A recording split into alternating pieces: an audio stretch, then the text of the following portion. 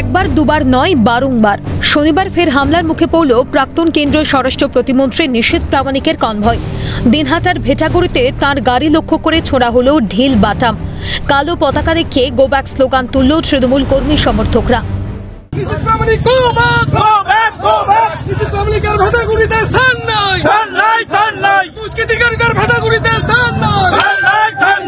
তৃণমূলের তো সংস্কৃতি হচ্ছে মারধর করা, ঢিল ছোড়া, কালো পতাকা দেখা, এছাড়া তো ওদের কাজ নেই। এরা কতিপয় লোককে নিয়ে এই সমস্ত গুন্ডামি করছে, বিজেপি কর্মীদের উপরে আক্রমণ করছে, তাদের ভয়ভীতি দেখানো হচ্ছে যাতে বিজেপিকে বসিয়ে দেওয়া যায়। বিজেপি বসবে না, বরঞ্চ বিজেপি দিন দিন বাড়ছে এবং আগামী দিনে বিজেপি উচিত শিক্ষা দেবে আবার তৃণমূল কংগ্রেস।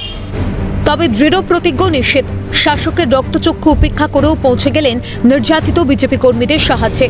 অভিযোগ, শুক্রবার বেশ কিছু বিজেপি সমর্থকদের বাড়িতে ভাঙচুর চালানো হয়। শনিবার আক্রান্তদের বাড়ি যান প্রাক্তন কেন্দ্রীয় স্বরাষ্ট্র প্রতিমন্ত্রী নিশীথ প্রামাণিক। এক সমর্থকদের বাড়ি থেকে বেরিয়ে যখন অন্য এক সমর্থকের বাড়িতে যাচ্ছিলেন, সেই সময় ভেটাগুড়ি বাজার সংলগ্ন চৌপতি এলাকায় তৃণমূলের তরফে কালো পতাকা দেখানো হয়। এভাবে ভয় দেখিয়ে দমানো যাবে না, শেষ দেখে ছাড়ব, স্পষ্ট হুঁশিয়ারি নিশীথের। প্রত্যেক আক্রান্তদের পরিবারগুলিকে 2 লক্ষ টাকা দিয়ে আর্থিক সাহায্য তুলে দিলেন তিনি। পাশাপাশি বিরোধী দলনেতা শুভেন্দু অধিকারীর সঙ্গে কথা বলিয়ে দেন আক্রান্ত পরিবারগুলিকে। ওরা কি ভেবেছে আমি ভয় পেয়ে যাব? আমি কখনো ভয় পাবো না। মানুষের পাশে থাকবার যে প্রতিশ্রুতি, যে প্রতিজ্ঞা করেছি, থাকবো।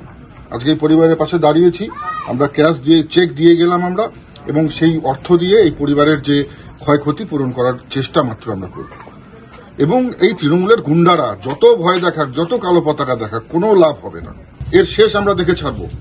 আমরা সিবিআই পর্যন্ত আমরা চাইবো, মহামান্য উচ্চ আদালতের দ্বারস্থ হব। একজন দুষ্কৃতীকেও আমরা ছাড়বো না। অন্যদিকে তৃণমূলের তরফে দাবি, একটু প্রচারে আলোয় আসবার জন্য সে চেষ্টা করেছে আক্রান্ত কর্মীদের বাড়িতে যাওয়ার, কিন্তু যতটা গিয়ে তাদের পাশে দাঁড়ানো তার থেকে বেশি নাটক ছিল এবং মানুষ তার প্রতিবাদ করেছে।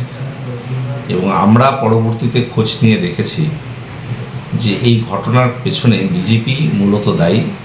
নিজেদের গোষ্ঠী কোন্দলের ফলশ্রুতি এটা।